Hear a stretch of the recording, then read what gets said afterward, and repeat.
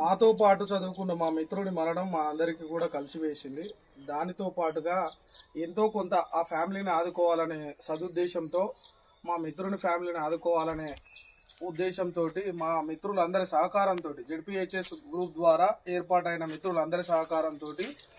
ఏర్పరచుకున్న మా ZPHS WhatsApp group ద్వారా ఒక 48,000 రూపాయల సహకారాన్ని వాళ్ళ పిల్లల పేరు మీద